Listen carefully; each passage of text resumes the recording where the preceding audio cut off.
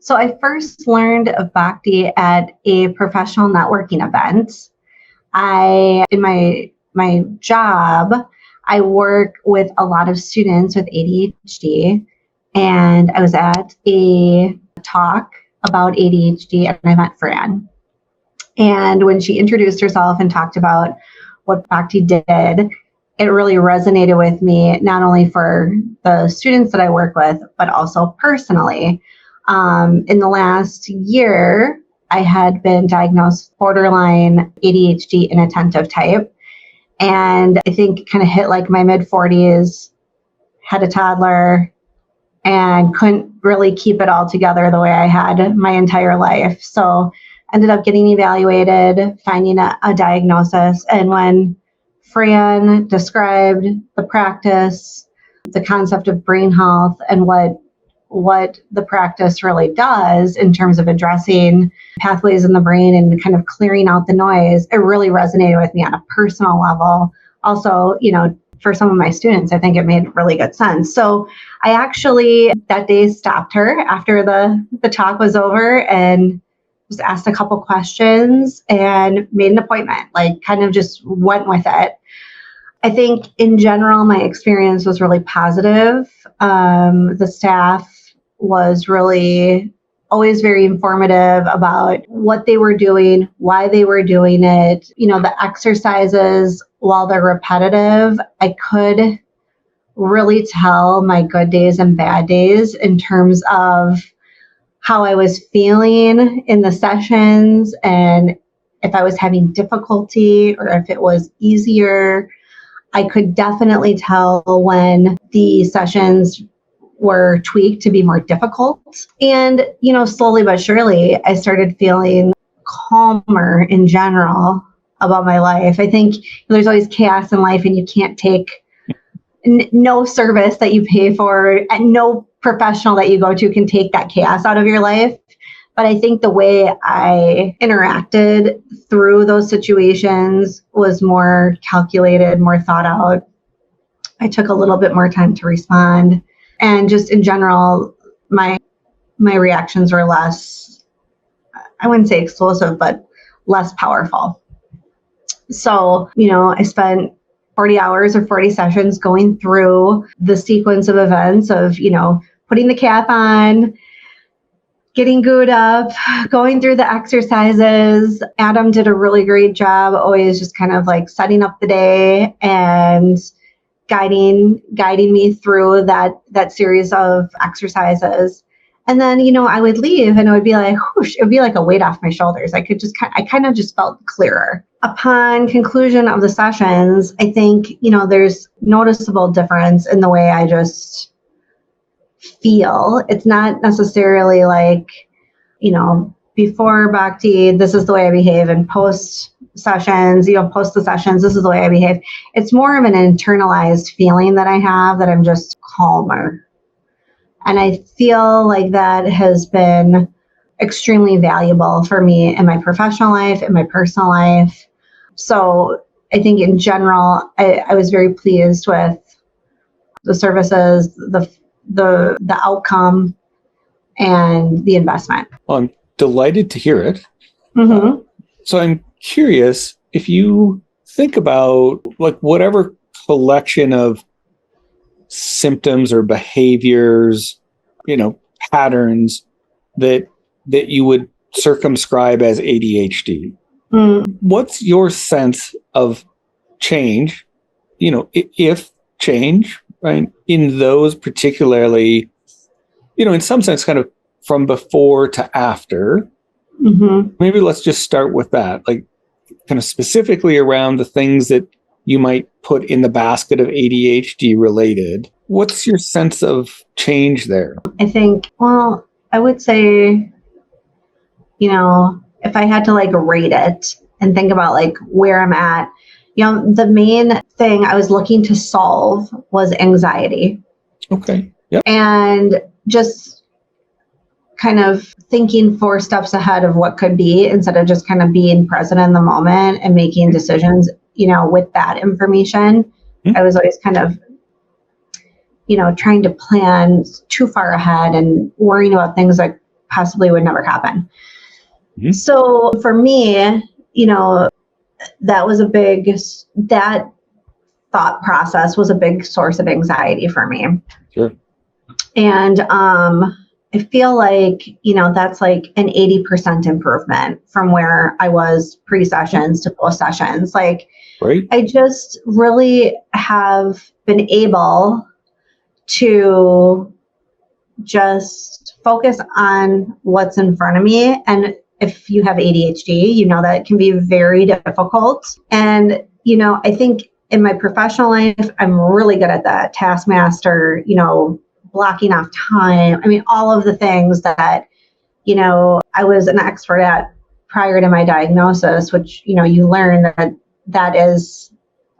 those are all coping mechanisms for the way your brain is working. Mm-hmm. So, I mean, I had all those things in place. There wasn't anything that was left from how you handle ADHD perspective for me. I was already doing all of those things. Sure. So for me to be able to get my anxiety down and to not be always like trying to think around corners on everything is really huge, just from like a daily happiness perspective, not trying to outwit myself on a daily basis. Yeah. Great. I love your answer. I think what you articulated there is a truth that we hear over and over and over again. So ADHD and anxiety, come together pretty much all. It's not always, but pretty much always. And again, the way we kind of think about, everything that we treat, you've heard us say this, we regulate dysregulation. Mm-hmm. We don't treat anxiety. We don't treat depression. We don't treat OCD. We don't treat ADHD. We regulate dysregulation. Nevertheless, the way people tend to think about themselves is with a diagnostic label, right? Right. The letters. Yep. And so just in our conversation, I was referencing ADHD, but I think you more accurately identified anxiety as the primary kind of symptom and concern. And again, without trying to get into, which is the chicken and which is the egg, it's like you live the whole thing. So it doesn't, in a way, it doesn't matter. But what I hear is what you feel is your anxiety or the neural underpinnings of what was experienced as anxiety, as they were regulated, the experience of anxiety went down. And this is where I'm taking a bit of an extrapolation. You didn't say this, but I'm wondering is if then that equaled a lowering of the things that were showing up as anxiety, as ADHD, the things that were going on the list. And maybe that's true, and maybe it's not true for you.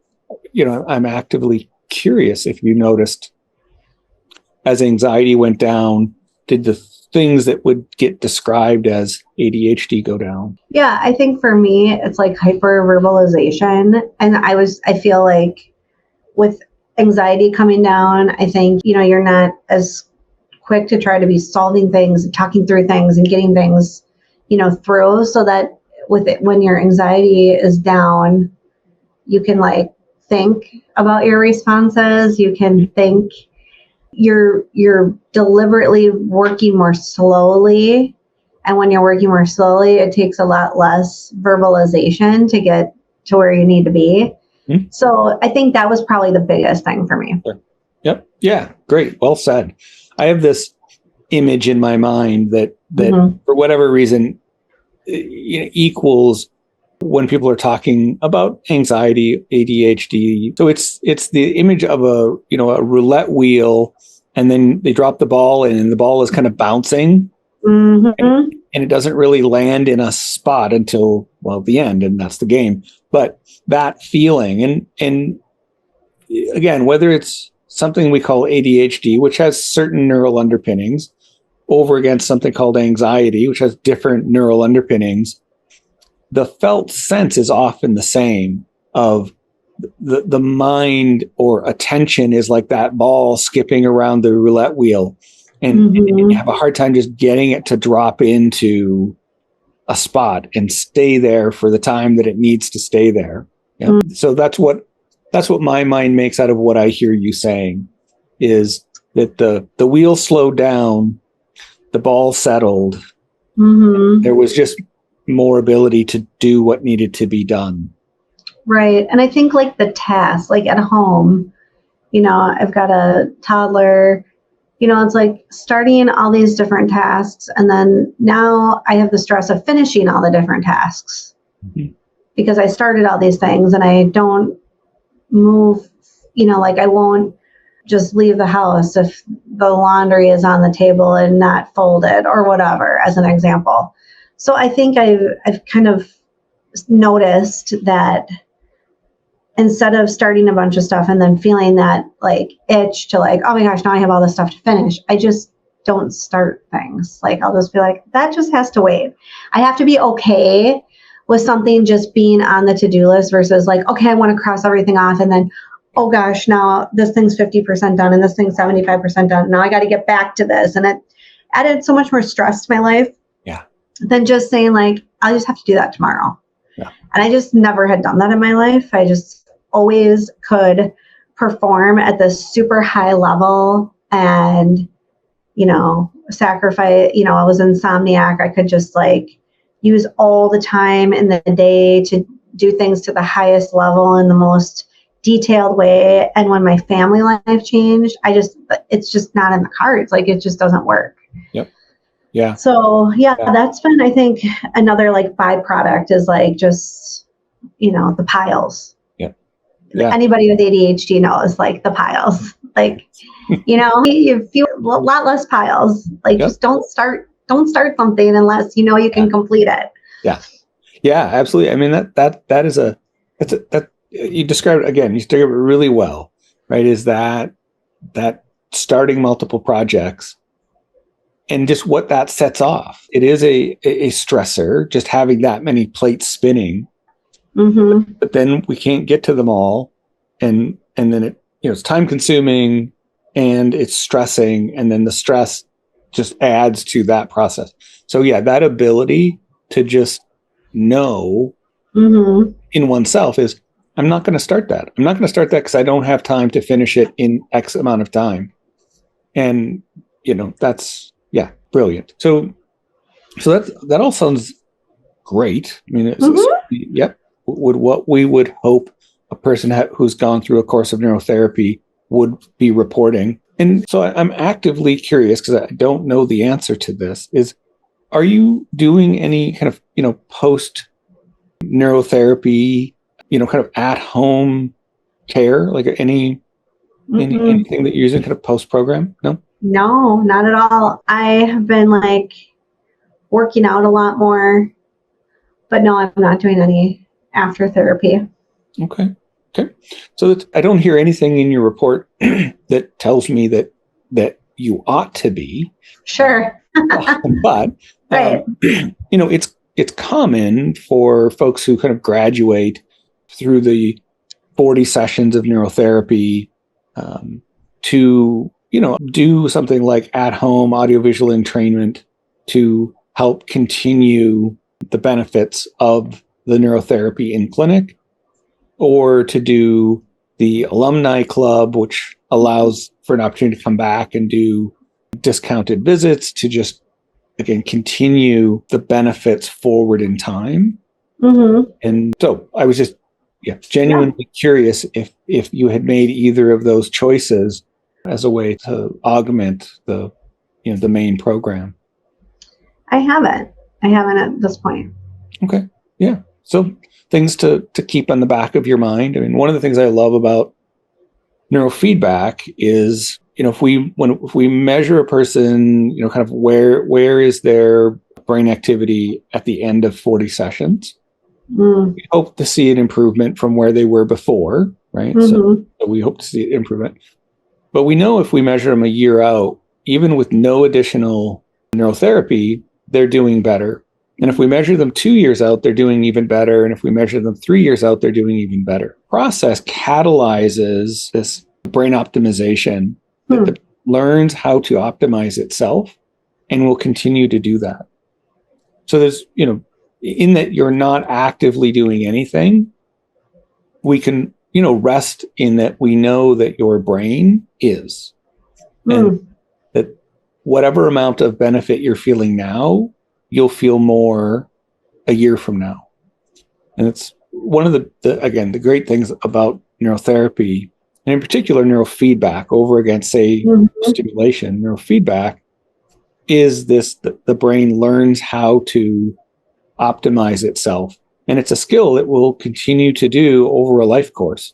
We just have research going out 3 years to measure that it's happening, but there's no presumption that it stops at 3 years. So yeah, it's interesting. It is really interesting. And it's been kind of interesting going through this process as I've been watching my toddler brains develop. Like her brain is developing and she's learning so much so fast.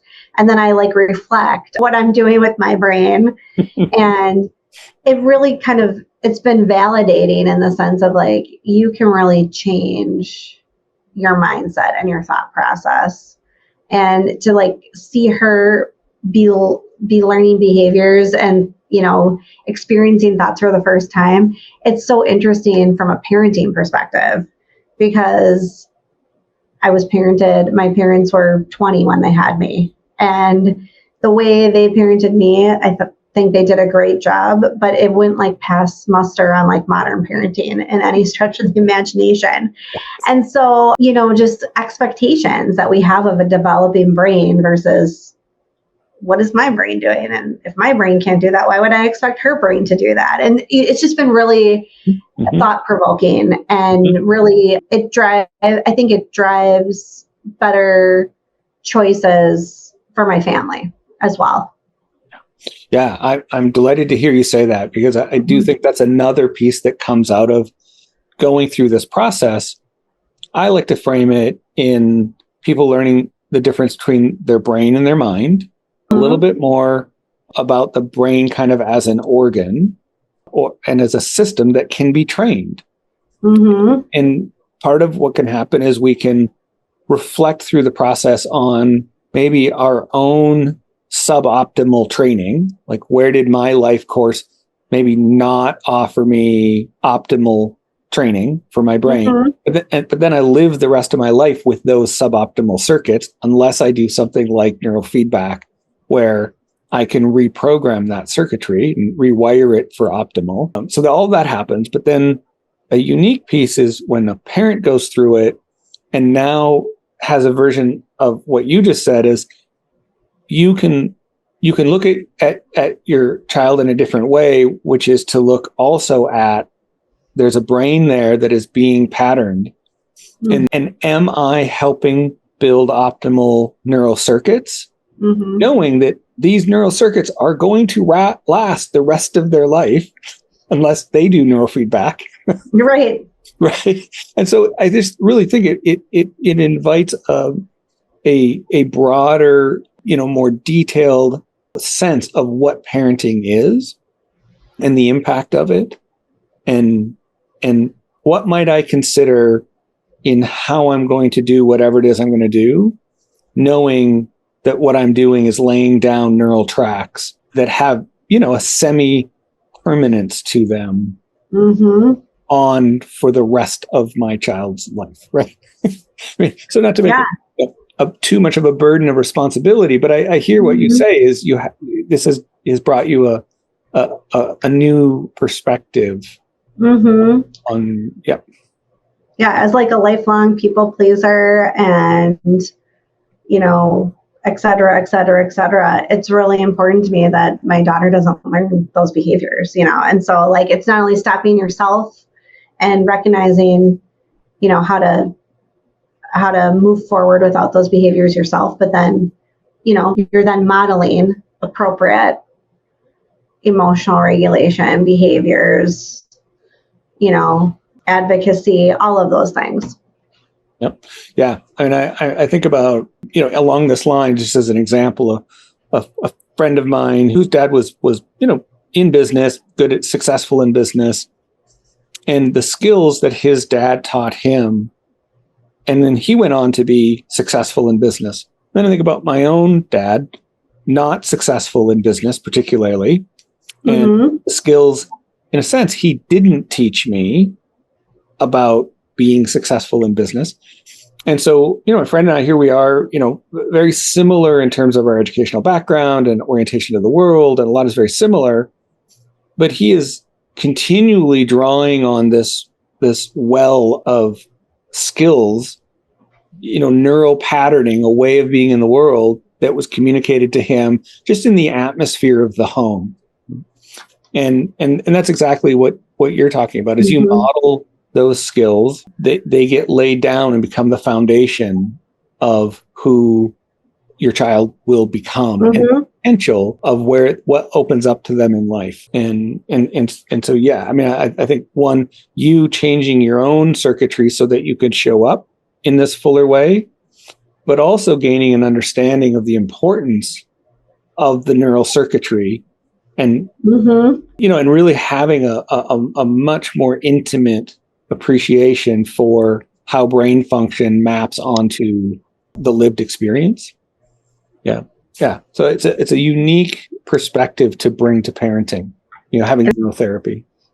And like also being an older parent, you're already bringing like a different type of attitude and patience and wisdom. I'm 45 with a 3-year-old. My parents were 38 when I graduated from high school. Like it's just a whole different deal, and pros and cons, to both scenarios. But yeah, just really like understanding that every day you're shaping a human being is really crazy. It's really crazy. And then like you hear your kid use phrases that you use, like with all the, my brain and my piles and, things I'm doing, I always say, I'm working on a project. I always say that to her. Like if I'm doing laundry, I'm working on the laundry project. And I always use the term projects, and she loves puzzles and she does puzzles. And if she's doing a puzzle and it's like, hey, we're going to have to go to school, or, you have 2 more minutes, we have to do this, she'll say right back, I'm working on a project. And you're like, okay. So yeah, less projects, keeping it a little more manageable. I love it. Yeah. Well, thank you